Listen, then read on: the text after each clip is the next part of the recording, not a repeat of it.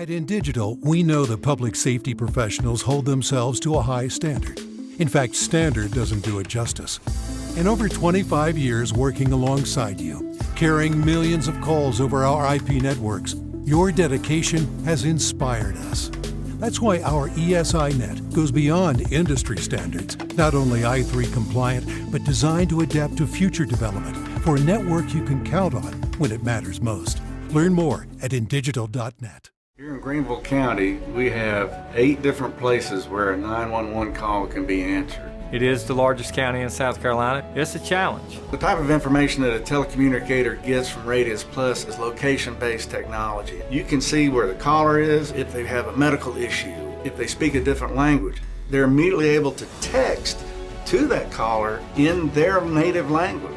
It reduces response times because it immediately gets first responders where they need to be.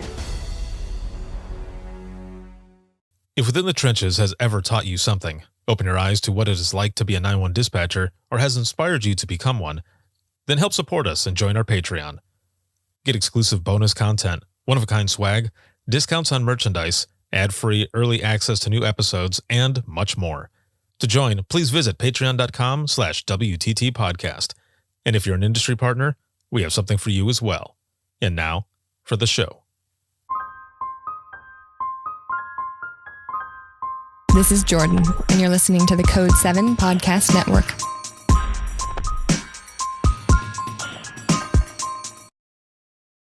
Warning. This episode contains the 3 A's of podcasting: adult content, adult language, and awesomeness. You've been warned.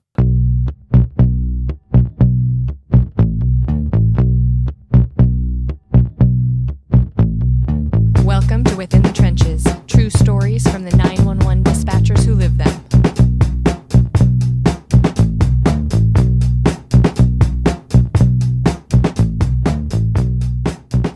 Hey, what's going on? This is Ricardo with the Code 7 Podcast Network, and this is going to be Within the Trenches, true stories from the 911 dispatchers who live them. This episode is sponsored by InDigital as well as Rapid Deploy and Carbine, and a big shout out to patrons as always. Thank you for everything.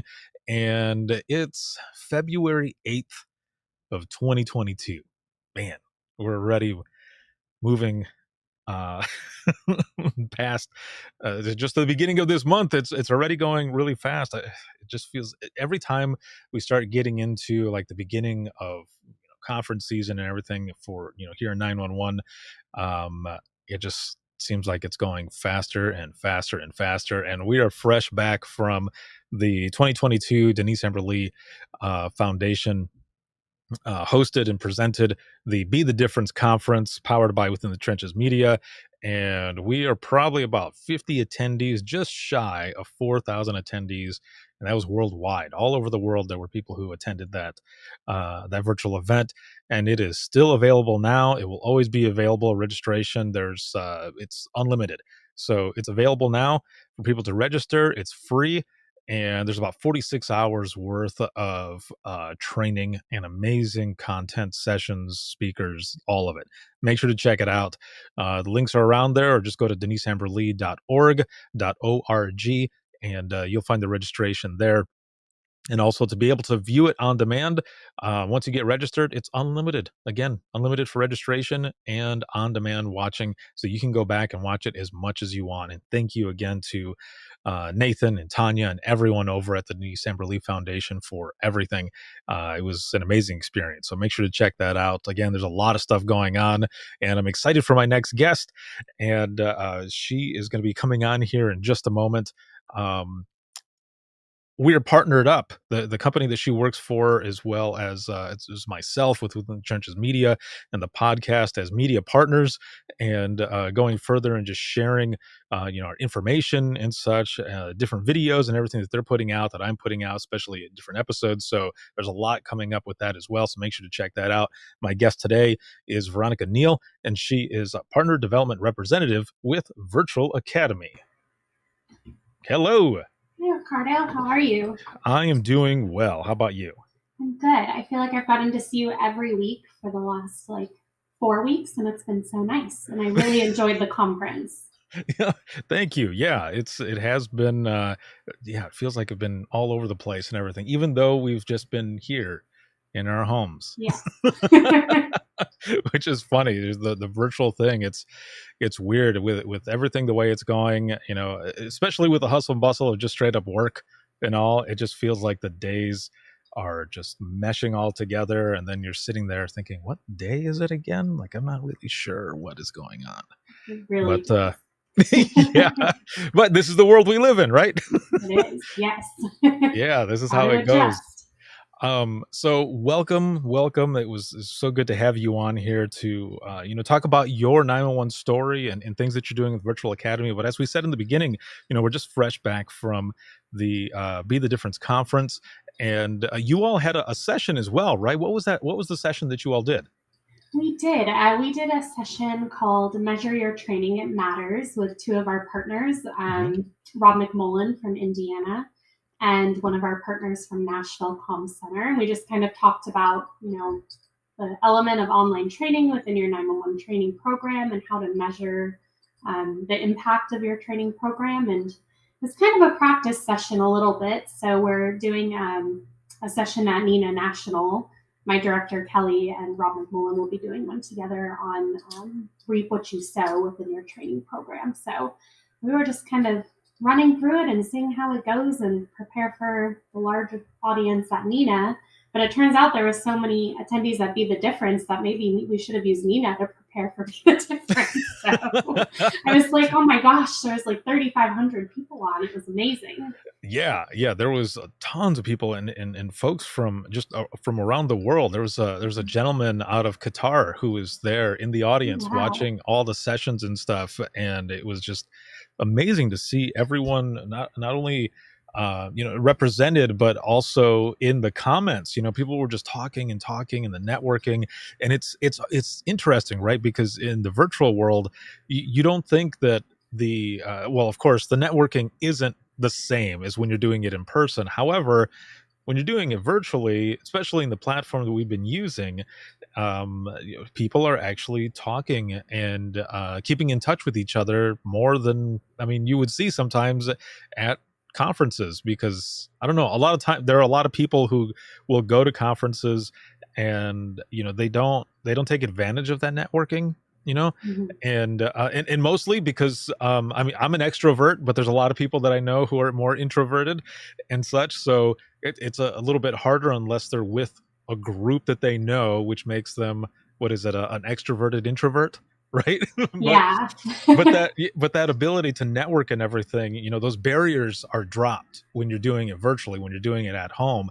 And I think it's good. It's good to have that aspect of it too, because there's a lot of people who normally might not speak if they were doing it in person. They were doing a lot more speaking and learning, and also putting out their own information that they have from their experience. Yeah, I thought it was such a cool format, and I saw so many familiar faces and names from instructors I've worked with, some of my partners and friends, and just seeing everybody like in the comments having so much fun too just made it really amazing. So everybody was having such a good time. Yeah, it was definitely an excellent experience. And for you seeing all that and everything, if somebody told you back when you were in dispatch that this was going to be part of our reality in public safety, what would you have thought? I don't think I would have believed them, after so many years of going into a comm center, no matter what was happening in the world, and all of our telecommunicators across the country did that throughout the pandemic. And I feel lucky that I was in a position where I could work from home, because I couldn't even imagine. But, even when I started out my career in 911, I don't think that I would have ever thought I'd be sitting here talking to you today or being involved in so many amazing things. So it's definitely surreal sometimes. Oh, I feel that. I definitely feel that. If somebody went back and told me that this is what I was going to be doing years later, I would have thought, no, that's not going to happen. But here we are, and it's awesome that it has happened, because we've made these connections and everything, and just relating to each other from our dispatch experience. Now, you were in dispatch for about 5 years, right? So somewhere around there. I was, yeah. So I started in 2014 with the Austin Police Department, and it's a pretty large combined communications center. So it's kind of an interesting setup. It's Austin Fire, Austin Police, Austin EMS, Travis County Sheriffs, Texas Department of Transportation, Homeland Security, and the transportation, capillary transportation, who does all the buses, all kind of in one building. So it's a huge, huge communication center. Yeah. So I started with the police department as a dispatcher. So because it's such a high volume call center, we took about 1 million calls a year. Dispatch and call taking were separate. So I actually started as a radio dispatcher, not a 911 call taker, which is usually not kind of where people start. Usually you start as a call taker and kind of work your way over. So it was definitely interesting to start doing with no experience in public safety, 911, anything like that beforehand. So Holy cow! Well, how did you even get involved then? Did just had a friend who was like, "Hey, they're hiring. You should go." So even more random than that, I moved to Austin. Yeah, very random story. So I moved to Austin in my early 20s, straight out of college, just kind of wanted a change of scene. And I was working for Starbucks when I was in college. So I transferred to a Starbucks in Austin when I moved here because I was just young. I didn't really know what I was doing. And I was like, I'll just keep working in a coffee shop and doing what I'm doing because I like talking to people and it's great. Mm-hmm. So they, placed me in a random Starbucks in Austin. I had never been to the city before. I couldn't even pick a location. They just put me in one. And I was the closing manager. So all the time I would just talk to the people that were coming in. And a lot of them were either police officers or they were working at the dispatch center, which was half a mile down the road. So I slowly just started getting to know these people who would come in at 9 or 10 every night, and they were going in for their 10 p.m. to 6 a.m. shifts. So they were just waking up and getting their coffee. In particular, I had one woman who would come in all the time, and she was a 911 dispatcher who was studying to be an EMT. And she worked the 10 p.m. to 6 a.m. shifts. So she would come in at 6 or 7 every night and sit there for 3 or 4 hours and study for her EMT license. And the more I talked to them, I just started sending all the food we were going to throw away with them every night and say, we'll just take it to the dispatch center. You guys are working all night, take all the food we have left over, and just kind of formed these relationships with them. And finally, this very nice woman, Mara, was like, well, why don't you come sit with me one night and see what you think? We're always trying to recruit because dispatchers or bartenders, baristas make the best dispatchers because they already know how to multitask and talk to people. So just come see what you think. And I was like, okay. So I head up there one night to the comm center to sit with her. And it's this big, scary, intimidating building because it's humongous. And I was like, this is like the CIA. I don't know what's happening. They buzzed me in. And I sat with her and I just loved it. It was, so cool. I thought that everything she was doing was just fascinating and so impressive. And she had these crazy multitasking skills and she could talk and type so fast. And I was like, oh, I don't know if I can do this. And she's like, no, you should apply. I think you'd be great. So I applied and, it was kind of a long hiring process. It took a few months and I got the call that I got the job and I was just so excited and thrilled. And it just kind of fell into my lap almost by chance, but maybe it was fate. Wow. Yeah. So, a lot of, you're correct. There's a lot of times, and times that I've been with directors and such, and we've been at restaurants or coffee shops or whatever, and you see folks just working and kind of memorizing a lot of different things that are going on and multitasking and just thinking on the fly. And I've been with folks when they've said they've handed out their cards to a barista or waitress or whichever, or waiter, and they're like, you should try out for dispatch. And so this is the exact same thing, but you had the you were fortunate to have all of these different folks in public safety who were coming in and stuff. So you were probably hearing, different things that were going on with them as you've got regulars coming in and stuff. But also at the same time with, being a night shift manager and just being in customer service like that, all of that knowledge and experience that you were getting was kind of prepping you for some of the stuff that you were going to be dealing with in dispatch as well over the phone. It was, yeah. And a few of them were actually, They were happy that I was starting, but also sad. They said, "Who's going to give us the free pastries at the end of the night now if you're leaving?" Right. Like, I'll put in a good word. Well, we'll Yes. tell somebody there to make sure to watch out for you. So you're in, how long was your sit along then? I think I sat with her, trying to remember, maybe 3 or 4 hours. I stayed Mhm. for about half of her shift, and then I got really tired. I was like, okay, it's like 2 a.m. I gotta go now. Do you remember if it was hopping at all while you were in there? And the reason I ask is because I remember being in dispatch, and I was one of the supervisors there. It was towards the last half of my dispatch career in the last center that I was at, and we would have people come in. And one of them was a cousin of mine. She came in and just wanted to see what it was all about to possibly apply when we were ready to start hiring again. And there was actually stuff that was going on, and she was there with me for a few hours, and she's like, this is crazy, but I think I would like this. She ended up moving on to become a nurse and all, and which I'm sure is even more hopping there. So um but there were other folks who would come in and there would be nothing going on, and they would say, oh yeah, this seems real easy, and I would always have to say, no, this is not what 911 is. Like, this is not a true depiction of what we go through. When it hits the fan, it hits the fan. So for you, during those 3, maybe 4 hours that you were there, was there a lot of stuff going on? I mean, I can only assume, because it's Austin, that there would be a lot of stuff going Yeah. on. I think at the time it seemed like a lot. She worked Mhm. a particular area of Austin. So we had, the radios divided up into 10, 11 areas of the city. And the radio that she worked for this particular area of the city was one of the busier, higher crime areas. So it was pretty busy that night. But I think that after everything I've been through in 911, that was a slow night looking back. But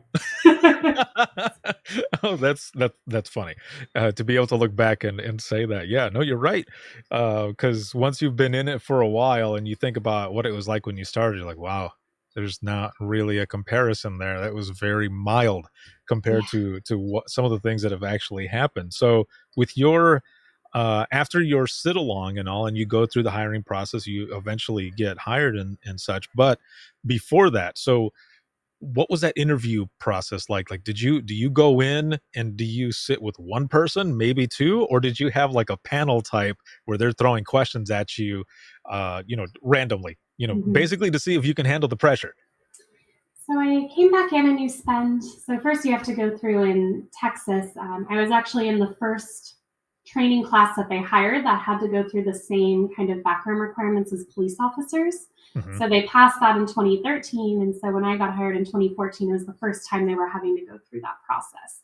So I think it took like 5 times as long as it used to. I had to go through a psych evaluation. So I had to sit in with a psychologist for an hour and talk to her. I had to go through a full background check. They cut off this piece of my hair for drug testing, and it grew back really funny, and I looked like a baby bird. It just kind of like stuck up like this because they took such a big chunk of my hair. Oh So man. that process was pretty long. But I think first I did the interview. So you had to go sit with the dispatcher again for 30 minutes, an hour, and then they'd bring you and do an interview, and it was a panel. So it was like multiple, I think 4 or 5 people asking me questions. Wow. Yeah. And I think it was a total of, from start to finish, maybe took me 3 to 3.5 months to get hired. Jeez. So Yeah. that was kind of like how it was for me when I first started out when I was in Florida. It took like 2.5 months, something like that, and I hadn't heard anything. There was no Yeah. phone calls, nothing updating me. We're going through the process. We'll let you know. There was nothing. It was just the chief of police showing up one day out of nowhere, and me going outside to say, "Hey, what's going on?" And he's like, "Do you still want the job?" I'm like, "Yeah, I haven't heard anything from you guys." And they're like, yeah, it's a lengthy background check that we have to do. But at a different center that I had gone to apply at before the last center that I was working at, they did the same thing. I had gone in for the drug test and all, and I'm expecting, like, a cup. and Yeah. and he pulls out scissors and a baggie, You're and like, he's got what? gloves, and I was like, what what are you doing? What are you going to do with that? And Yeah. he goes, well, I have to take a sample out of your hair. We don't do it the other way. And he's like, this is way more accurate and stuff. I was like, oh, okay, well, go ahead and do what you're going to do. And I remember him saying, why do you ask? Is there a reason you don't want me to take your hair? And I said, well, for one, I like my hair, and I have it cut the way I want it cut. I said, but no, there's nothing else that you're going to find on me. He goes, you're not taking this or that. And I was like, I mean, I take herbal supplements and stuff so that I can stay healthy. And I've been drinking a lot of energy drinks. So if you find anything, you're just going to find a lot of vitamin B12 inside my body. So he ended up, he did kind of like you, but it was on the side. So he took a chunk out of the side of my head. And I was like, that might be okay, well, worse. yeah, I ended up shaving my head, actually, because it looked pretty bad.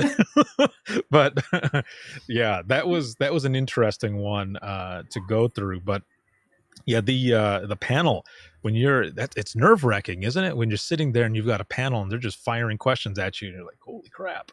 I specifically remember this one question they asked me, and I thought for sure I wasn't going to get the job because of the way I answered it. They said, what would you do if you were working the radio and all of a sudden there was a citizen on the other end of the radio? And they said, your officer's just been shot and they have no idea where they are. What do you do? And I don't remember exactly how I answered, but something like, I would start asking them this question, and this one. But the one I didn't say was I would ask for like landmarks or their surroundings. Oh. And I got home and I just thought about this question for like 3 weeks. And I was like, I answered that so poorly. I'm not going to get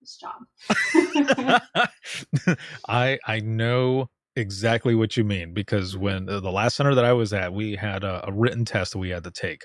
That was the only test that we had for that center. And it was a written test. It was a 60-minute time limit, and you had to answer just as many as you could. There was a cutoff too, like you had to have a certain percentage for you to pass it. And there was one question that I got wrong, and I still now, years and years later, it still bothers me because I should have just gone with my gut, and I didn't. And I mean, I definitely learned from it. But the question was something to the effect of, you've got such and such going on. Do you go ahead and just put it out and send the helicopter? I think it was for a helicopter. Do you just send the helicopter, or do you ask permission, or do you ask your supervisor's permission? It was something like that. And I went to answer it. I was like, maybe it's not that. I'll just choose this. And it ended up being wrong. The answer that I wanted, that I was going to do, my gut feeling, the first choice was actually the right one, and it's bothered me ever since. And I remember after the person that was there with me went through the test and told me that was the one that I got wrong, I said to her, I knew it. I knew that was going to be the one because I second guessed myself. And I said, well, I'm glad I passed, but can't do that when you're in dispatch. You can't second guess. So yeah, I had the same thing with that test. But I told people later on after that, when you get ready to take this test, like it's common sense, but if you've got a gut feeling, go with your gut feeling because it's probably going to be the right one. So once you pass all of that, you get hired and everything. What is that training like? And actually, before we get to the training part of it, how many people, because it's Austin and it's a big area, how many dispatchers and call takers do you remember having on the floor at a time? At a time, kind of depended on the time of the day, but you always needed about 14 or 15 radio dispatchers to cover all the radios, and then 3 to give breaks to everybody.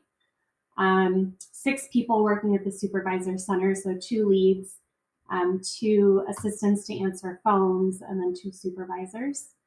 And then anywhere from minimum 12 up to 20 or 30 call takers for 911, and then anywhere from 5 to 10 people doing non-emergency. Oh my God. So a lot. And that was just for Austin PD, but we were on the same operations floor as the other 5 agencies within there. So, at any given time, there's 100 people or so working on the operations floor. So for those who are watching and listening, and also for myself, I'm trying to wrap my head around this. If you're sitting at your console and you have a split second just to put your head up and look over your console, what do you see? Is it just like a huge cube farm? Just like everyone there, like you can see them and you can hear them. Like I can't even imagine. On some of the consoles, for those who are watching and listening that have never been in dispatch or anything before, um, some of the consoles have white noise, so if there's a lot of stuff going on, you can turn a knob on some of the speakers that are there, so it's just white noise to kind of block out everything else for whatever it is that you're doing, phone call, you're on a radio putting something out, whichever. I don't know that would work with that many people. No, so we were lucky. It was a newer center. I believe it was built in 2006 or 2007. Hmm. It was one of the centers built across the country after 9/11 to try and consolidate public safety and get everybody on the same networks. Hmm. So I believe it was paid for by the federal government partially. They put them in a few different major cities. And it was really cool. The ceilings were like 60, 70 feet high, and then it was kind of wave shaped. And it was meant specifically to bounce acoustics so that you didn't hear all the noise around you. But it also did this weird thing where, depending on where you at in the room, you maybe couldn't hear the person 2 consoles down, but you could hear the person like 60 feet away for some reason because of the way that the Oh, that's acoustics weird. bounced. You also weren't allowed to bring in balloons to the comm center, because if one got loose and went up to that 70-foot ceiling, it would set off like fire smoke alarm lasers, and they could never get the balloon down. So that was Oh, one of our weird rules, was no balloons in dispatch. that has got to be odd for you to go in there and them, you're going in for that first day and they're going over, protocols and, learning geography and different codes and stuff. Oh, and by the way, no balloons in here. No balloons Like, ever. wait, I learned that pretty what? quickly.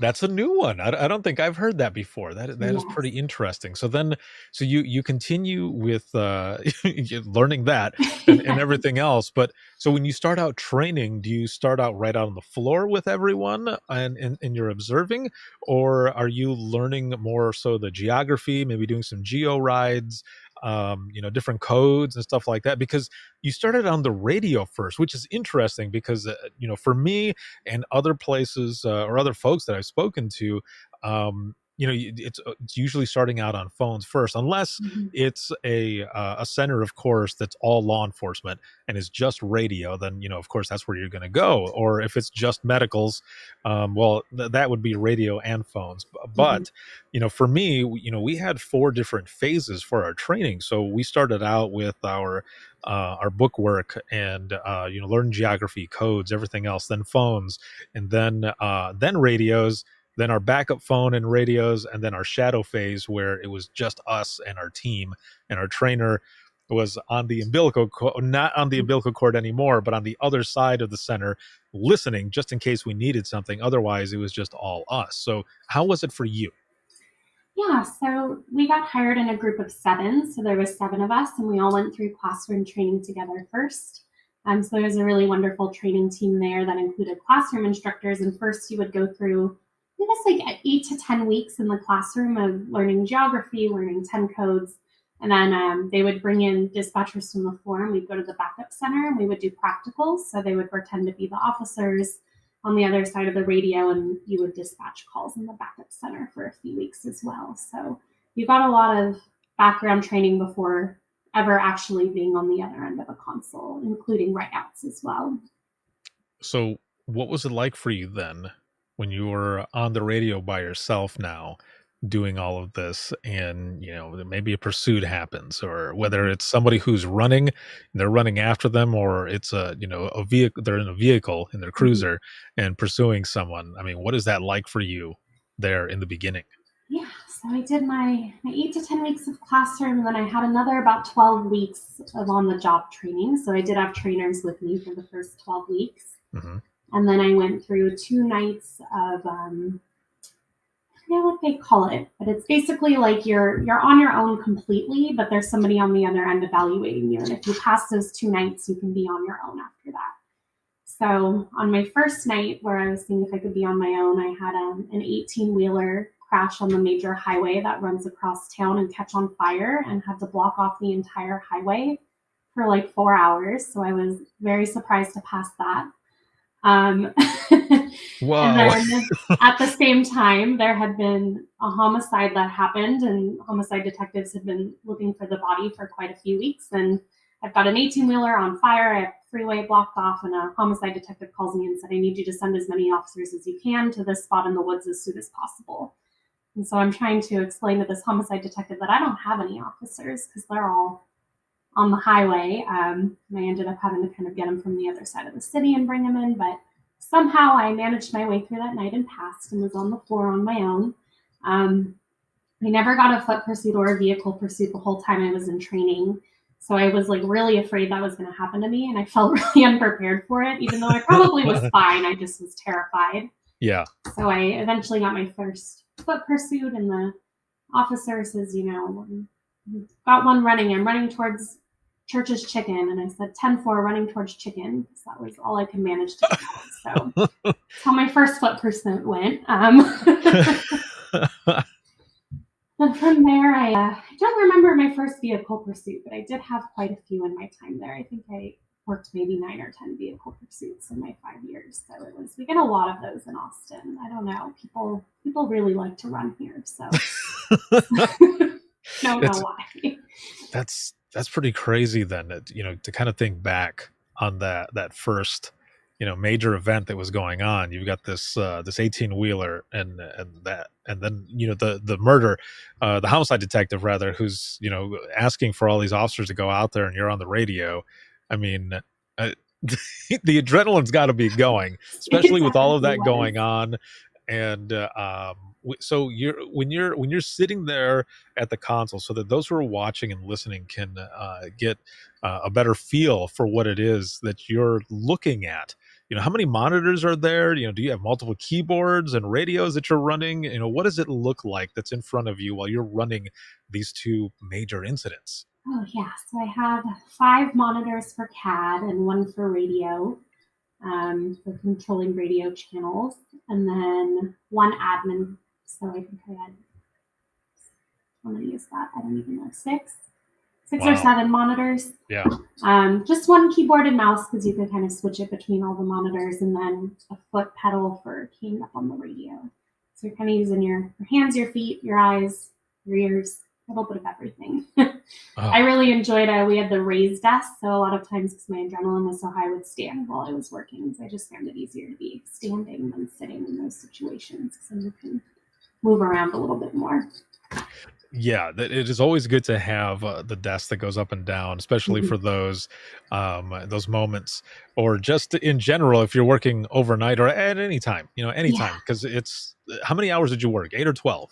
Oh, we only did 8s there because we were a You did really 8s. busy center, and it was hard mentally to do more than 8 hours at a time because we were so busy. So at that time, I was doing 10 p.m. to 6 a.m.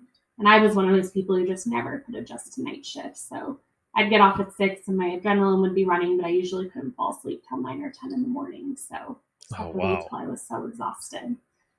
So I think I did 6 months on night shift, and then I got to go to evening shift, which was 2 p.m. to 10 p.m. and I stayed there for the rest of my time because I enjoyed those hours.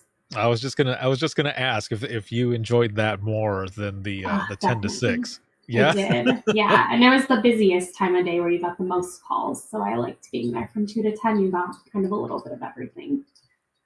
Yeah, it seems like, at least when I was in dispatch, I don't know about you, but at least for me, it seemed as though people would wait until they were getting out of work to start. It was almost like they were saving it or something. They're at work and they've just been thinking about it, and just marinating on whatever was pissing them off.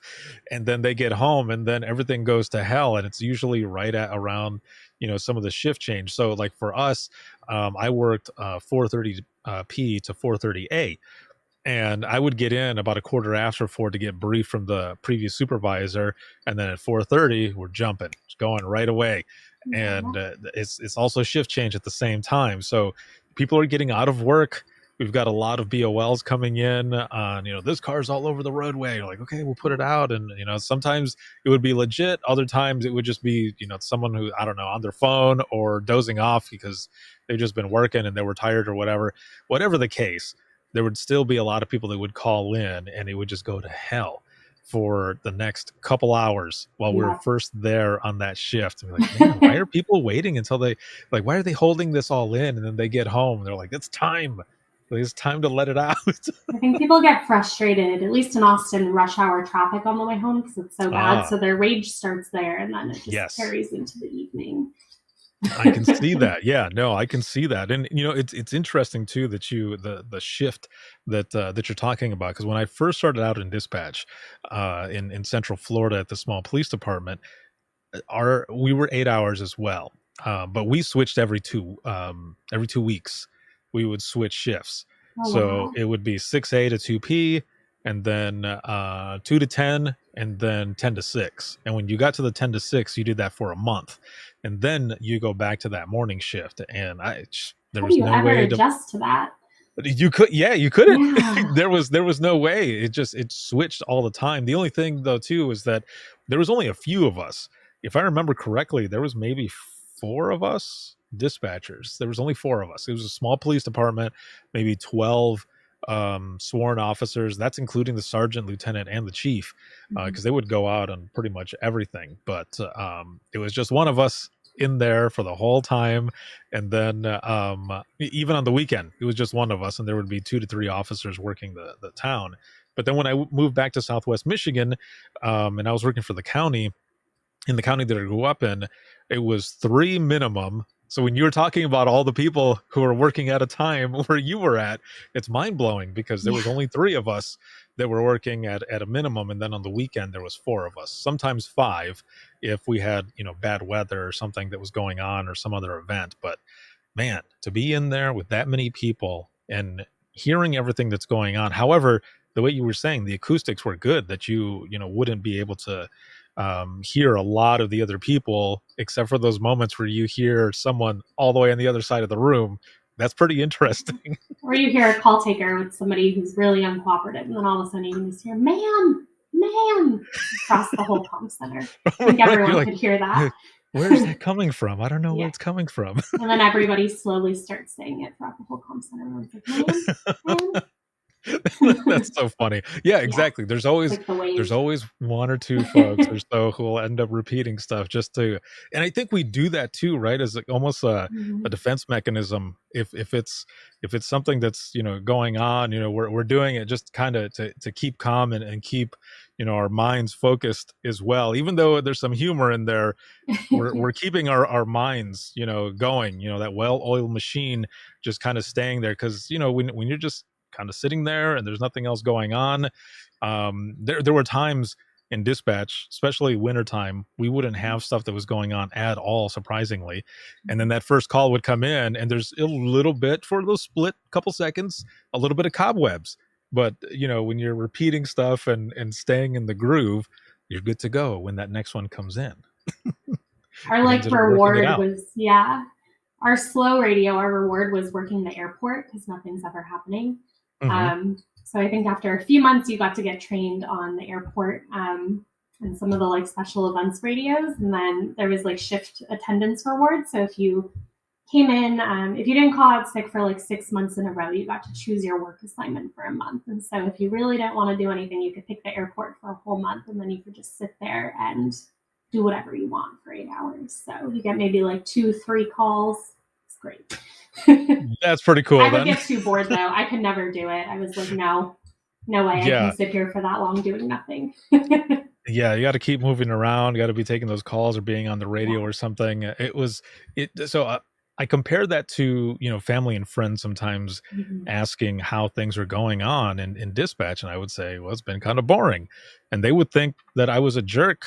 They're just wait a minute, what do you mean? Doesn't that mean that people don't need help? Isn't that a good thing? Yes, no, okay. Yeah, you are correct. That is a good thing. However, my job is to help people. So that's why I'm saying there hasn't been a lot of stuff going on, that it's been boring per se, but that's my job. I'm there to help people. I want to help people. So I'm with you. I'd rather be balls to the wall, busy the entire shift, than just kind of sitting there and just chilling. I mean, we would be playing Scrabble or something, but otherwise, Yeah. I want stuff to happen. I want things to be going on. Mhm. Then I think So, about like my busiest time in dispatch, and I would mhm. never wish that upon myself ever again or upon anybody else because it was, yeah, I would never ever want that for anyone. Oh my lord. Yeah, you get in those moments and those busiest times, and Yeah. it sometimes feels like you've been working for hours and the shift Mhm. is almost over and then it's only been like 30 minutes. Yes. Yeah. That's the craziest thing. Now, how long were you working radios before you ended up moving over to like call taking and such? So I never moved over to call taking exactly, but I got promoted to a shift lead. So Hmm. once you get promoted, you had to train at every position within the comm center. So I spent time training at 911. I had to go through the full training process for 911, so classroom training all over with a trainer on the floor, and then taking calls for 2 weeks before I could work as a supervisor. And I also trained at the non-emergency position at that point. So after that point, I was a shift lead, so it was kind of like an assistant supervisor, and you Hmm. would we always split it up into you were either the shift lead for the call taking side for the day or the dispatching side, and you would trade back and forth. So when you were the shift lead on the dispatch side, you would keep an eye on just the whole city, what was going on. You would notify the watch commander of any major incidents. You would page out detectives for anything that needed anything above the level of patrol. And you would just work on, radio assignments and where people were going to be for the day, doing QA on calls, things like that. And then if you were the 911 lead for that day, kind of the same thing. You would just keep an eye on where everybody was at. If you started holding calls, you'd move people over from non-emergency. And then you would get all the extra irate 911 callers. So anyone who called 911 and asked for a supervisor, you were then that person getting the next level 911 caller. So I got some interesting experience in that position with 911 callers for sure. Oh man. Yes. Yeah. But So, taking 911, I had, when I was a dispatcher, of course you get frustrated with your coworkers sometimes. And mhm. sometimes because I had never worked 911, I would get frustrated. I'd say, why aren't they getting this information I need? And I had sat with call takers before, but when you're not doing it every day, you maybe there's kind of a disconnect between the two positions or you get frustrated. And Mhm. after being the 911 call taker for a few months, I was like, oh my gosh, I can't believe I ever got frustrated with anyone on the other side of this. Like, this job is just as hard as working the radio. It's just a different kind of stress. So, yeah. I look at you because you're taking me back to to those moments where, yeah, Yeah. you're when you're on the radio, you're focused on keeping everyone safe as much as possible, knowing where they're Mhm. at, sending them to different places and such. And when they call out for certain things, it's your conversation with them, and you're with them throughout that whole time. And you build this rapport, this camaraderie and everything with them and stuff. However, then when you're on phones and you're taking calls, it's it's the same type of thing in the sense that you've got that two-way conversation going on, but you're not with these people all the time. Yeah. Unless, of course, it's like someone who calls all the time for Uh-huh. for different things here and there. But yeah, it's Yeah. it's a different beast. There's still the same stressors to a point, but some of the situations you're there, and you being a team lead and all of those folks asking to speak to the lead or the person who's in charge there, and then you have to deal with that. Like, okay, Yeah, I well. was the first level of I want to talk to a supervisor. And then the second level is if they got sick of me and they wanted to talk to my supervisor.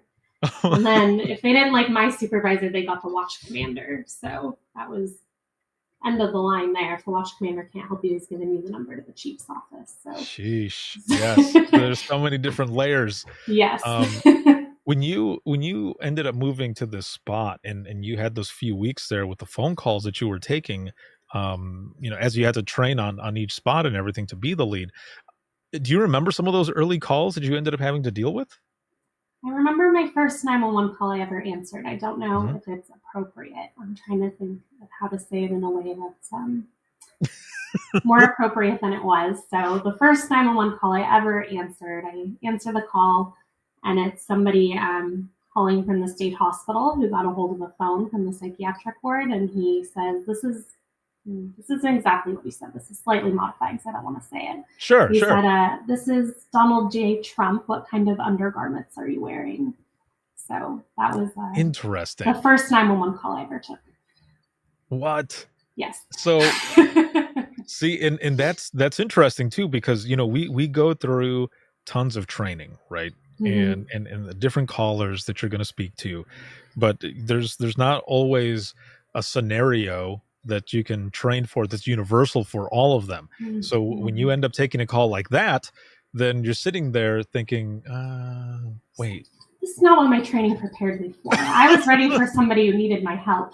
Right. Yeah.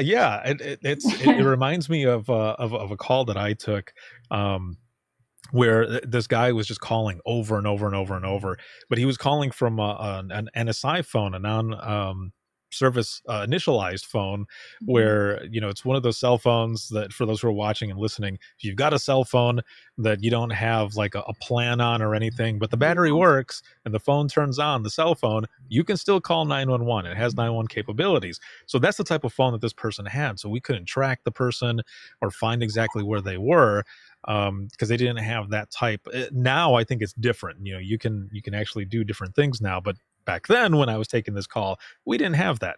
So he just kept telling me, you need to call this number because someone is going to harm a government official. He was talking about the president. He was saying that someone was going to harm them. He went into a lot more detail, which I won't say.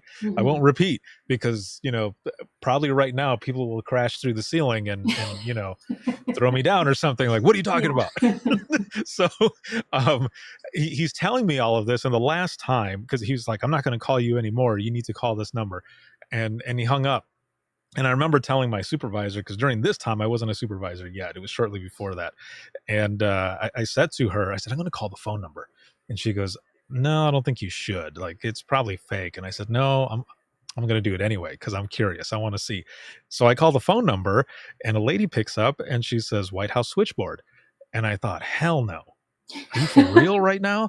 And then I Googled the phone number. I don't know why I didn't Google the phone number first, but I Googled the phone number, and sure enough, it said White House switchboard through Google. And she goes, sir, are you still there? And I said, I'm sorry, I just wanted to make sure what you said was really, like, real. Like, this is really the White House switchboard? She goes, yeah.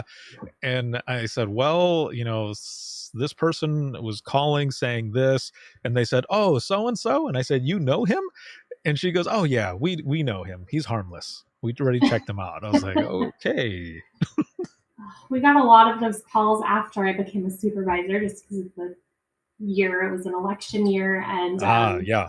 So anytime somebody got one of those calls, they'd call me at the supervisor desk, and I'd have to call the Secret Service and tell them about it. And they just seemed, so nonchalant about it. They're like, yeah, thanks for the information. But they're like, we kind of feel like we have to call you every time, even if it's not real. It's be that one time that you don't tell somebody, and you never know. Yeah, exactly. Yeah. And it makes you wonder too, because of how nonchalant their response is when you're telling them certain things, how many of those phone calls they get to let them know about stuff like that. Seriously. I can't even imagine it. It's got to be just over and over and over. And those people are like, all right, we'll take the information. We'll check it out. Yeah.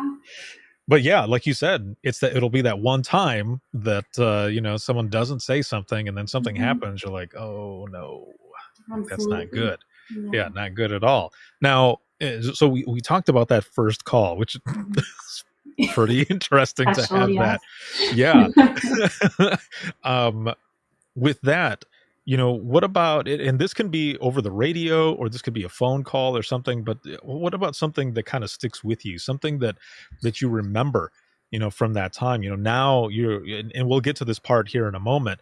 You're doing training and everything else, but looking back, especially like for me, there's a lot of calls that I took during my 13 and a half years in dispatch that definitely stick with me. And some of them I don't remember until I'm like talking to my brother or some friends, and it's a certain situation or whatever. And then I start talking about a call that I took, and it all comes back, and I'm just kind of sitting there. And I remember one time my brother looking at me and he's like, what's wrong? And I said, I have not thought about that call in years. Apparently it stuck with me. They just needed whatever the situation was for it to come back out. Yeah. Mine is more of a time period that I'll never forget, but I think because it was kind of traumatic, I blocked it out for a while. And then a few years ago, a podcast came out about it. And I listened to the podcast, and it all just kind of rushed back to me. And I ended up having to talk to my therapist about it. So I was like, I didn't realize how much of this I was still holding on to. But in 2018, we had a serial bomber in Austin. This was when I was still a radio dispatcher. It was March of 2018. So it was about 3 months before I became a supervisor. And this man, he set off 6 bombs in Austin over 20 days. He killed 2 people. We found one that we were able to detonate before it went off at a FedEx facility. But it was just a really, really intense time. And I'm so proud of how my agency and everybody in my comm center and my department pulled together to get through that, because it was so intense. The first bomb that went off, they thought maybe that the victim of the bomb, maybe it got set off in the process of him making one. They didn't really know what was happening, and then over the course of 10 days, 2 more bombs went off. And they're like, okay, well, it seems like we have a problem now, So they announced it to the media and the public and said, we have a serial bomber, and he's leaving packages on people's porches, and they're picking up the packages, and it's a bomb going off. So you can imagine the call volume after that. Every single person in Austin who's getting a package on their front porch that they don't recognize is calling 911 and asking us to come check it out. So, all of us were working more than 40 hours a week. I think a lot of us were working 70 hours a week over those 3 weeks. Some of us would be there for 16 hours. Some people were sleeping there because we just had so much going on that it was impossible to not have everyone working as much as they possibly could. So we are getting all these calls for suspicious packages. At any given time, you could be holding anywhere from 70 to 100 calls just in your part of the city. So, 700 to 800 calls in the whole city that are waiting to be dispatched. And we just kind of had to triage them in a way that we weren't prepared for. As dispatchers, we would call these people back and say, okay, well, are you expecting a package? Is it from Amazon? What does it look like? How's the handwriting on it? And I think we had like 5 or 6 bomb sniffing dogs and 2 or 3 x-ray machines, and we just would work our way through all the package calls as quickly as we could. And then I was working the radio one day, and the calls would come in as a weapons of mass destruction hotshot, which sounds like the scariest call type you could ever think of. It's like black and flashing on your screen. And I was like, oh gosh, another bomb just went off, and I am sending all my units as fast as I can to get there. And it actually wasn't one. It just happened to be at the same time somebody dropped off an old box of war artifacts at Goodwill, and there was a grenade in there that went off. And it just happened to happen at the same time as this serial bomber. So it was just a really, really stressful time. And our comm center became the command post for the FBI, the ATF, everybody who flew in from all over the country to help with it. So we couldn't even park in our comm center parking lot. We had to park in the neighborhood across the street and walk in. So there was so many command vehicles there. And yeah, it was just really mentally exhausting for everybody. And then after 20 days, we were, sitting there one night, and the SWAT officers were waiting outside of a hotel. They thought they had the suspect in, and they were waiting for the ATF and FBI to get there. But the suspect started to drive away, so they followed him without having all those other agencies there. And he ended up blowing himself up and dying. So that kind of concluded the 20 days, but it was really, really hard on everybody. It was mentally exhausting. It was terrifying. All of us lived in the community too. So anytime I went home and there was a package on my doorstep, I would think about it. It was just really, really hard on everyone, but everybody did such an amazing job pulling together, and they sent in Texas troopers to take all of our crash calls so that our police department didn't have to take them at all anymore, just because we had such a heavy call load. So I think that our call load tripled during that time for 20 days. So yeah, it was a lot. And I just, I never worked so many hours in my life. It was so intense. And, when it was all over, we were all so relieved. And, sometimes we could joke about it the way you can as a dispatcher. And I No, didn't really think about it that much. And then the podcast came out about the whole thing. And I, had had some of the call recordings on the podcast and stuff. And I heard it all again. And I just had this wave of anxiety reach over me. And I was like, well, maybe I haven't fully dealt with this in the way that I thought I had. Right. Yeah. Yeah. Yeah. Now, so during that time, during those that time period, were you in that lead position already, or was this a little bit before that? It was a little bit before, so I decided to Mhm. become a lead right after that. So about 2 months later, I became a lead. So I was still working the radio at that time. Oh man, I can't even imagine. So those 20 days of just terror, Mhm. being in there and having all these other, faces and names and stuff who are walking through, and you're walking in like, who the hell are all these people? Like, I don't know who these people Yeah. are. But then, you all are going through all of these different calls, especially when these packages are being delivered and stuff. And it's crazy to think. So this is 2018, right? And it's Mhm. 2022 right now. And it seems like everyone is ordering stuff online. So there's packages all over the place, Oh, and yeah. even more so Mhm. now than there was then. So for this, if this, especially if this was going on now or something, that would be even more crazy. But 2018, people are getting stuff delivered, um, and you're feeling all of these calls that are coming in and having to send people out there. And I can only imagine being in there taking the calls, or even dispatching out there, and getting ready to do like a status check. And like myself right now, I almost want to hold my breath, because when you're in there and you're doing that, and what they're out there to check on, you're kind of holding your breath to make sure that everything is okay. But also, especially if the folks that are out there, you're listening to voices, right? To make Mhm. sure that you're hearing everyone and that everyone is okay. And that just adds even more stress when you're on the radio for that. Yeah, and at this point, I had a permanently assigned radio, which was a perk of being more senior. So you worked with the same police officers every single day, same shift, same officers. So I'd gotten to know them all really well. And towards the end of the bombings, the bomber actually escalated his techniques, and one of the last bombs to go off went off in my area of town, and it was a tripwire bomb. So instead of being a package, it was a wire set across the sidewalk, and a kid rode his bike over it, and it set off the bomb. So it had escalated, and then it was in my area of the community that I was working every day, and I was just thinking every day another one's going to go off in my area of town. So that's where the last one went off, and it was scarier than the others. It was less obvious, and I could hear it in my officers' voices every time they went out to a call, how scared they were, and you can't blame them. Of course they were scared. We were all scared. So I I can only imagine too that after this ended, you mentioned how the person took off and stuff, excuse me, and ended up, self detonating, and the person passed away. That there was, some of that relief that, that was over. However, probably any package that was delivered after that as well, still some of that, that little bit of anxiety that's left over. Like, is this going to be, a copycat, or is everything okay? Because even though that happened, there's still probably that little bit left over where it's just like, okay, let's hope that this is not anything like that person. yeah, absolutely. And he was just a kid. He was in his early 20s, and I think a lot of us thought too, well, what if he wasn't working alone? That's a lot Hmm. for a 20-something-year-old to be doing. And so I think for a while it took everyone a long time to get back to normal, Right.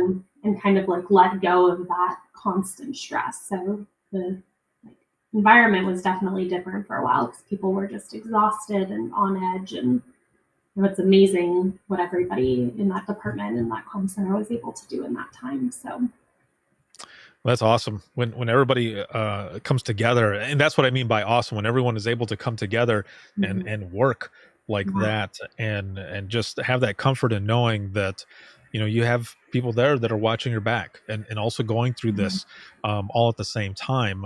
You can relate to the situation and talk to folks that understand. So that's always good to have that. So you end up going through this. You're in there for about 5 years.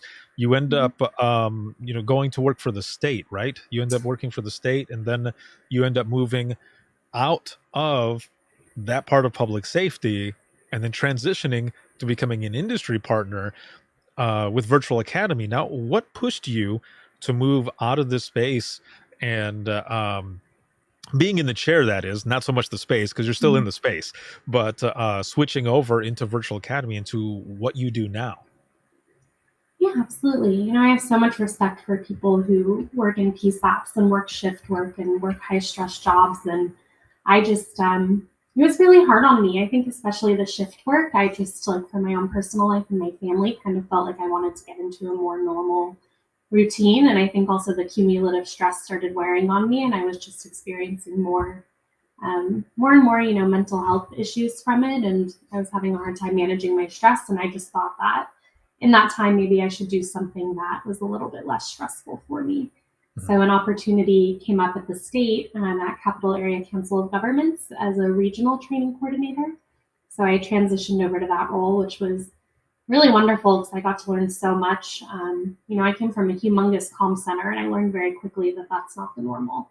So I had 29 PSAPs in my area that I did training for, and the smallest one was one seat, staff of 8, and then the biggest one was my previous comm center that had almost 250 people. So it was such a cool experience because I got to see how all these different size PSAPs operated. I got to teach the course that you take to be licensed in the state of Texas as a telecommunicator. So that was really awesome. I got to teach like a week of classroom training and then take them all to take their state exam and, share my experience with all these new dispatchers coming in from across my region. And it was awesome. And I also started meeting, people from all over the industry, which was so fun. Tracy Ertl, who was on the conference last week, she was the first instructor I ever had teach at CapCog for me. And that was when she was with APCO. So we became really fast friends and I got to start meeting people from all over the country. I had Nathan come and teach, Jim Marshall and Nina instructors. And I just started learning so much more about the industry than I had ever known. Because, when you're in a big comm center, you have so much to learn in your day-to-day that it's hard to branch out into the whole 911 industry because you have so much going on. So this position really just gave me an opportunity to learn so much more about like the 911 industry and technology and meet different people. And it was so amazing. And when I started there, my main goal was to start an online training program because it wasn't something we had. And I actually brought on Virtual Academy at CapCog to be our online training vendor. So that's how I met them. And I struggled to leave public safety. Going to a private vendor was not a light decision for me. I think I talked to Kelly for over a year about possibly transitioning before I ever decided to actually make the transition. But what actually ended up being my final motivator was I was like, okay, well, I know so much about 911 in Texas now. I'd really love to learn more about 911 in the rest of the country. So that's been so wonderful. Now we work in the Virtual Academy. We're in 32 states. We have 2 statewide deployments in Tennessee and Alabama, and then 30 other states where we have various PSAPs. And I've just learned so much about how different 911 is across the entire country. And it's been so cool to learn about. So really, really love it. I've gotten to talk to so many amazing people. So you've made this transition and all. You've learned so many different things. What's your favorite part about what you do with Virtual Academy? My favorite part is how cheap we are, which sounds ridiculous, but I just love not cheap in a bad way. I love that I can bring like high quality training to people in rural parts of the country for so little money to where they can actually afford it. Because if I've learned anything, it's that, not everyone is as lucky as we were in Texas, where we had a regional entity who took all of our 911 funds and put it back towards the telecommunicators. And I learned very quickly that that isn't the case everywhere, that not everybody is in that position. And there's a lot of agencies that don't have nearly the funding that they deserve. So being able to talk to those people and figure out what kind of training they need and bring them training on demand that they can afford is so, so rewarding. So I've really, really loved that. And also, having a say in the type of training content that we develop at Virtual Academy. I get to, talk to all of my clients and say, what do you need in your state? What do you need in your area? And I can actually make that happen. I can actually find an instructor and we can fly them to Nashville and we can film their course and then bring it to our client, which is I just feel like I have like a little part in everything, and it's so cool to do. It's got to be, rewarding, especially to be able to do that and see how it progresses and those clients as well, to be taking that training and then, maybe to get an email or a phone call or something back and say, this ended up working out great. Thank you so much. We've had so many people learn from this and everything. So you get that satisfaction as well, from that training piece of it and just going from there. It's been really awesome. It sounds like it's been a great experience for you. It has, yeah. I'm like really a people person. If people aren't happy, then I'm not happy. So, I had a client call me a few weeks ago who was brand new. We just brought them on at her agency, and she said, I've been doing this for 18 years, and this is the best training I've been able to find for my people in 18 years. Like, thank you so much. And that's been so great. And going to conferences and just hearing everybody's story and meeting people who already my clients are just people in the industry who have so much cool knowledge and experience, and saying, do you want to come do a course for us at Virtual Academy? We'd love to have you. And it's so rewarding and so cool to learn about.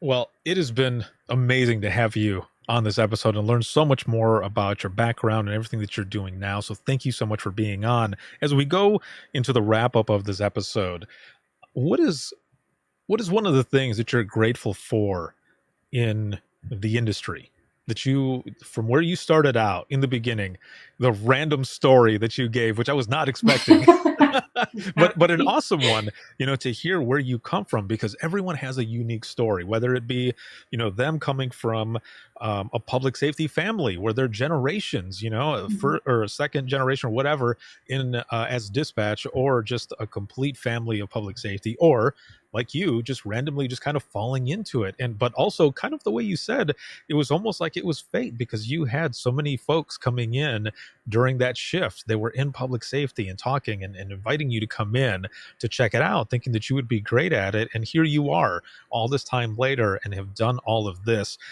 What is something that you're grateful for, having been in this industry? So much. I think I'm so grateful for all the telecommunicators in our country who can continue to do the job longer than I did, because I think about it all the time, and I would love to go back to a console one day. But it's a very stressful job, and I'm so amazed that these people can do it for so long. People who have been in a comm center for 25, 30 years blow me away. And I'm also just so grateful for all the people who took a chance on me, from the first person who said, you should come sit with me. I think you'd be great at this. To Capcom for thinking I have the knowledge to teach everyone in my region. And, so grateful to Virtual Academy to give me the opportunity to talk to people all over the country. I'm in awe every single day of all the people I talk to. So I'm just so grateful for everyone who's willing to have a conversation with me and teach me what they know. So sorry, perfect. You can hear my dog barking. No, that's okay. That is all good. Well, again, thank you so very much for being on. This has been amazing to learn so much more about you and everything. And I think it's awesome too that Virtual Academy has folks that come from dispatch to be able to, share this information and all, and especially with you, with your knowledge and everything that you've done throughout the years. So that is awesome. For those who are watching and listening, how can they find out more, not only about you, to be in contact with you, but for Virtual Academy, website, social media, anything like that? Yeah, absolutely. You can follow us on LinkedIn or Facebook. Our website is virtualacademy.com/911, and all my contact information is on there. So my cell phone number is on the website, as well as my email. So, if anybody wants to reach out for anything, if they just have questions for me, if it's Virtual Academy related or not, please reach out. I'm always happy to hear from other people in the industry. Awesome. Well, thank you again for being on. Yes, and thank you. I will be right back here with you in just one moment.